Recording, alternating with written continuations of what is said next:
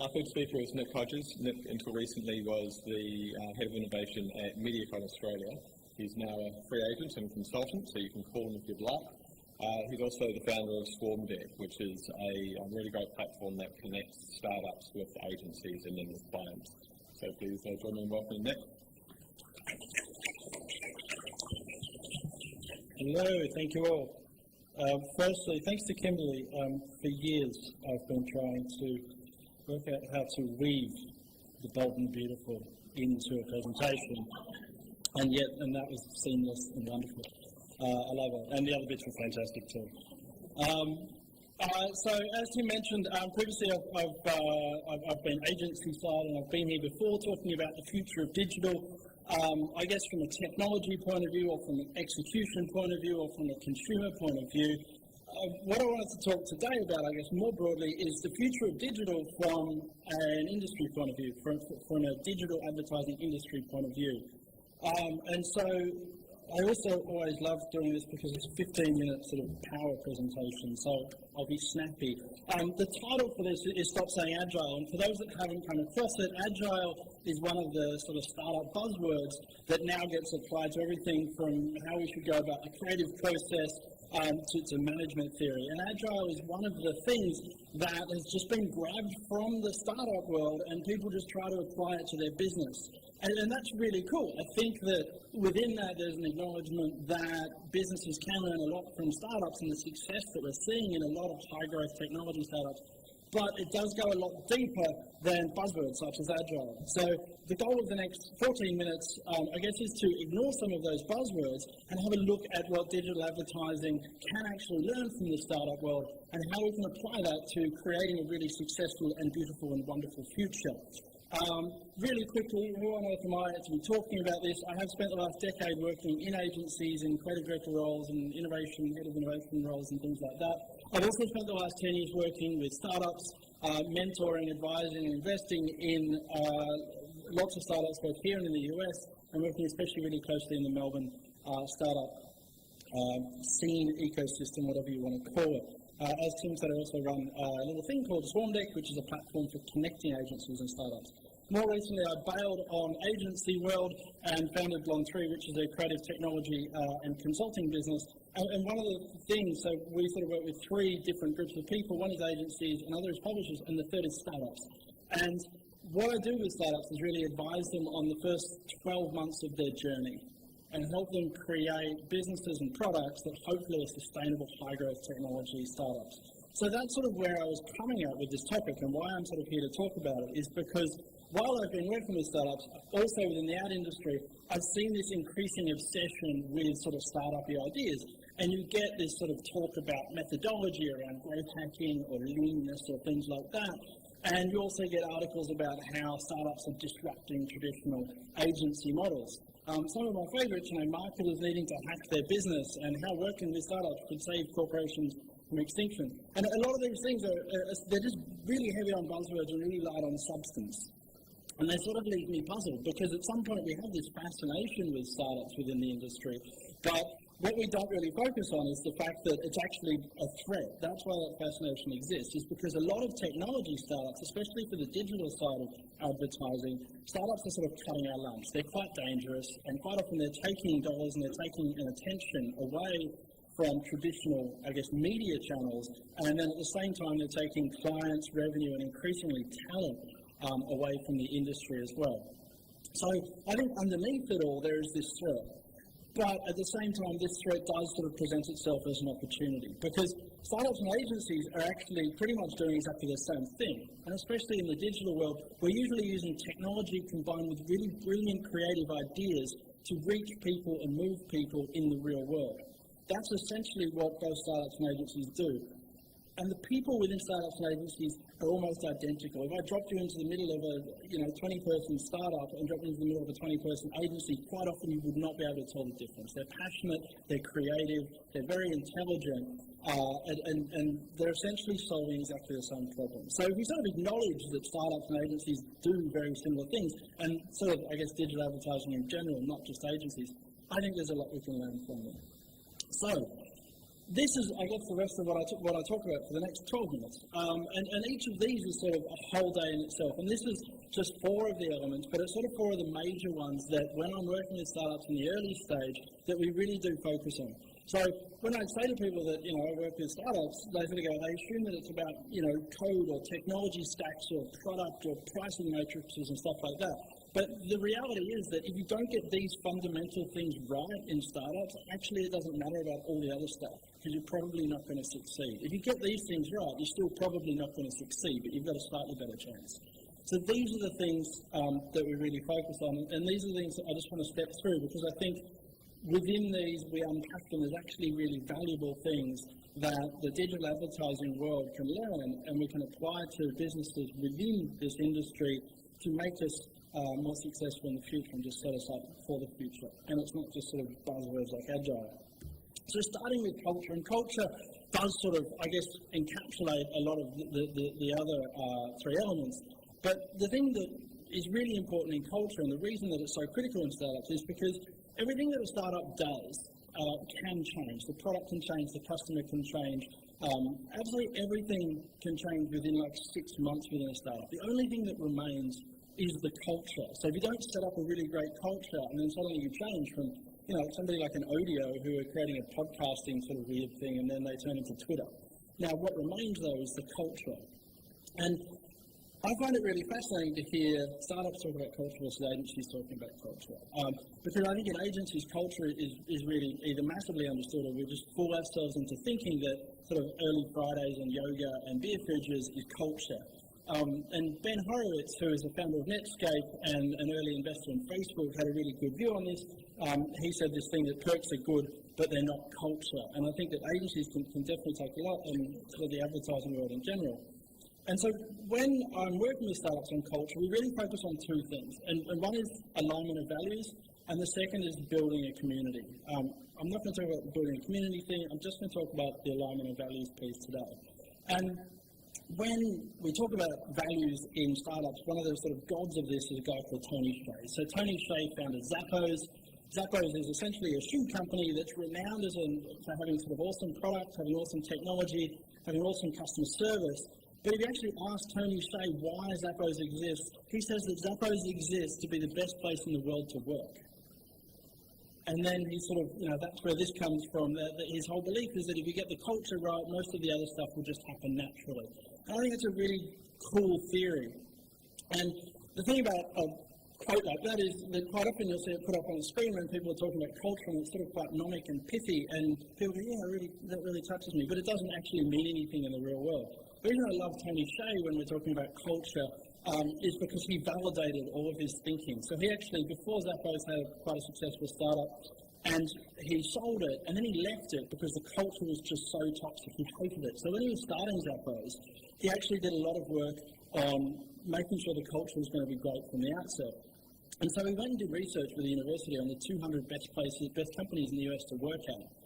And he did research into what makes these companies great. And what he found was that, yes, all of these companies have this set of values, but at the end of the day, it actually doesn't matter what the values are.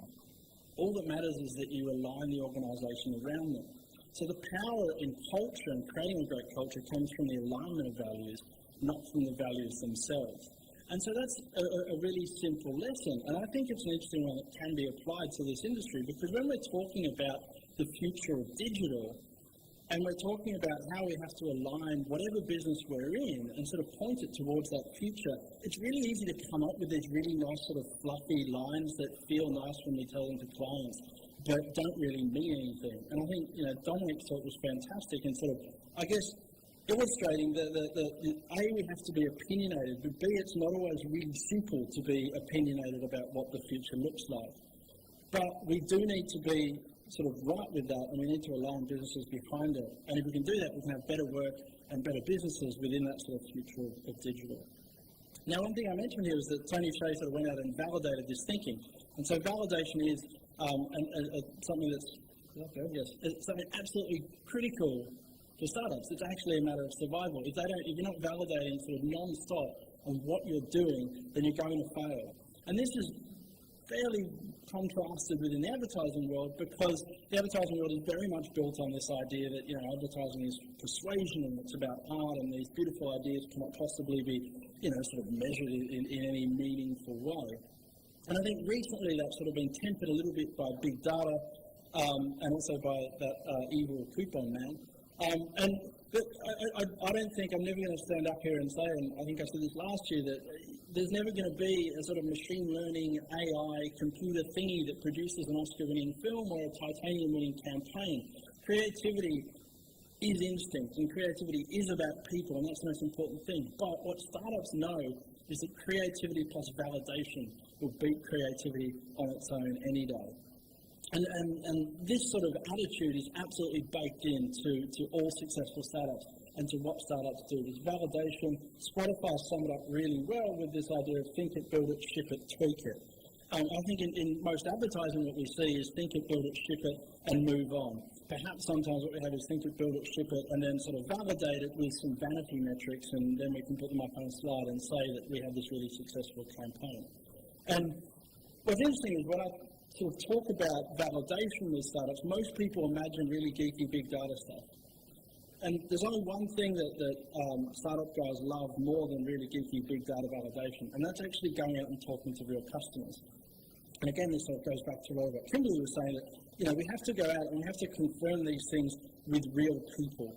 And I'm going to possibly go counter against what was said earlier today, but one area, this is just one example where validating in the real world is absolutely critical, and I think advertising is terrible at it a lot of the time. This is a real headline from a couple of weeks ago. Click-through on tablet ads is 40 times higher than desktop. This is the sort of thing that, and that's a real story, and the data actually really does check out. This is the sort of thing that pops up, and then what happens is, in advertising, a headline like that pops up, and 5 minutes later, the client's on the phone going, hey, tablets are really raw. What's our tablet strategy? What are we doing in tablets? When startup people, you've had that call. Within sort of startup world, a headline like that just rings alarm bells. You go, okay, yeah, the data might check out, but a 40 times change in behaviour is not caused through a press release from Umbrella. It's actually a cause for finding out why. It's actually a cause for going and talking to real people and trying to understand why these things happen. And so when I see headlines like this, and the first time I saw these crazy tablet headlines, I sort of asked a few people, is this actually, do you tap on tablet ads? And if you go, there's a really, really simple way to validate this. Go and download a game. So I downloaded Scrabble. This is made by EA Games. This isn't made by some shonky sort of firm. Ex-client, great client. And so this is an ad-supported app. So I go and play. I'm really crap at Scrabble, you'll see here. So I go and start playing Scrabble, and after I play my move, a little ad pops up, and that's cool. And so that one popped up, and I close it. And it goes back to the game, and suddenly I've got this weird thing over on the side here. These weird things over on the side, and they're text ads, and I couldn't make it go away, and I'm tapping away, and bang, suddenly I've clicked on an ad, and it opens up in Safari. And I went back to Scrabble, and I closed Scrabble, and reopened it again, and I could play my game again. Played another move, then this pops up. Is anyone from Telstra? No? Cool. This is, hey, there was a hand. So your ads at A, they're showing up 90 degrees rotated. I didn't not rotate this screen grab. I also couldn't close it. So I'm sitting there tapping around again. Eventually I just tapped on the see how thing so it would get me out of there, put me in Safari. I just tapped on 2 ads in 10 minutes, which is more ads than I picked on a desktop in the last 10 years. So validation isn't just about metrics. Validation is about getting out into the real world and actually validating what you're doing with real people. And increasingly this is easier and easier. Yes, it's easier with technology, and it's easier to actually just, talk to real people about the work we're doing and then be able to tweak it, not just do focus groups up the front. So brilliant, original, and sort of really wondrous ideas are always going to be at the heart of what advertising does, and what startups do actually, and creativity should always be at the heart of really good advertising. But creativity plus validation beats creativity any day. So the fourth area, let's go with third. Third area I want to talk about is innovation, and I got to have this in my job title for years, so you have to get pretty good at explaining it. And I guess if I have one criticism of advertising and the industry and innovation, and we've heard it a few times this morning, bright shiny objects. advertisers are really happy to see bright, shiny objects as innovation. They're happy to see novelty as innovation. And that's cool. For some reason, that's absolutely fine. And the reason that's fine is because it doesn't cost anybody their business and very rarely costs anybody their job. Now, the difference with startups is that within a startup, if we treat novelty as innovation, then you fail within a matter of weeks because people don't care about novelty. People don't care about things that are just new. When we're working through ideas, when we're working through products with startup, we actually use this model, which is fairly common, and you really have to actually be able to scale it all the way up to the top, because coming up with something new is not that hard. You know, the whole QR drone thingy thing. You know, that's just basically throwing all the new ideas into one bucket and making a funny video. Coming up with something new and valuable is a little bit harder, and sometimes advertising does that. Sometimes that's possible. The pizza button, I do love that one. That was a really cool case study. You know, that's something that's really new and valuable. Coming up with new, valuable, and unique things are really great, but the real trick here is when you hit useful. And useful is within a consumer environment is when people start talking about something. And that's critical for startups because generally startups just can't afford to just start posting billboards everywhere to get distribution. You actually have to create something that people talk about, and that's actually true innovation. So when I was putting this slide together, I went to BNT or my blog or one of those things, and I basically just went, okay, I'm going to search for the first article that comes up under innovation. And so when I did this, the first thing under innovation I got was Bex creates a poster that lets you play or remix 10 songs. I mean, that's a fantastic, it was literally like this bus shelf and you could push buttons and it would play stuff. Really, probably new, I guess. Is it valuable to anyone, really? Is it adding value to anybody's life? I don't really think so. On the other hand, you've got things like Dropbox, Fitbit, Snapchat, these things that are actually new, valuable, unique, and they are useful and people do talk about them. And so, really, advertising needs to get a lot better at defining innovation and understanding what innovation is, and stop telling people that advertising is innovative. Because you actually look at this and start to understand perhaps what innovation looks like, you can start to understand how to actually deploy it. Because I think we're missing a massive trick. The advertising world loves to look at the output of what we do for innovation, when actually we should be looking at ourselves for innovation. We should be looking to innovate the business and look to innovate the things that we do, not just the outputs that we have. So new, valuable, unique, and useful ideas are really rarely going to come out of client work. And that's cool. Like, the way to tell the world about a new baby food doesn't have to be innovative. It's communication. You don't have to just try and make everything drone, QR-powered things. But a huge part of the advertising world, and especially I think in digital, is missing this massive opportunity to actually innovate ourselves and innovate the business. And I think if we can start to understand what real innovation is, then we can start to look inwards at actually what we're doing within the business. And I really love this, stop being too busy running the business to fix the things that are putting us out of business. There's no reason that agencies shouldn't have created a lot of the things around DSPs and RTBs on the sort of more nerdy side. There's also no reason that agencies shouldn't have been working on things like the Fitbits and even Uber and things like that. So I think if we can do that, we'll get more press releases about innovation within agencies and within advertising than innovation as campaigns. And finally, that sort of leads me into just the end, this idea of experimentation. It's something that in every agency I've been in, every agency I've worked with, we're really bad at experimenting because we have this massive fear of failure. When the reality is, like how many people here went to, maybe made it through year 8 at higher ed school? Most people? Did anybody not? Let's do it that way. No, there's no hands. Cool. So I think it's probably like year 7 or 8 science that you sort of learn this really critical thing about experimentation, which is that if you go through all the steps and do an experiment correctly and don't just set the magnesium on fire at the first step, which I always do, if you do it correctly, you cannot fail an experiment. You're testing a hypothesis and you get an outcome that gives you a result. It's impossible to fail. And this is something that agencies are terrible at, startups have to be brilliant at, because 90% of what we do within a startup actually does fail. When we're making designs, when we're making user interfaces, when we're doing pricing models, when we're doing distribution models, even when we're looking at who the customer is, 90% of those hypotheses that we create are proven to be wrong. But every failure adds some value, and so we're always getting better. And Twitter used to have this post from its office, let's make better mistakes tomorrow, which is just a fantastic way of summing that up. And as a tangent, Twitter is now a public company, and that post is not in our office. And so this is a fundamental belief within startups. It is the fundamental basis for how startups develop products. And unfortunately, I have time to go into lots of examples around agencies, but I don't think agencies are good at this. And I think most people generally agree with me that I think as an industry, we need to be better at experimenting publicly, at sharing results, and at praising failure. Because if we do that, then we can actually create things that do continue to drive us into the future as an industry. So that's the super quick 15-minute tour.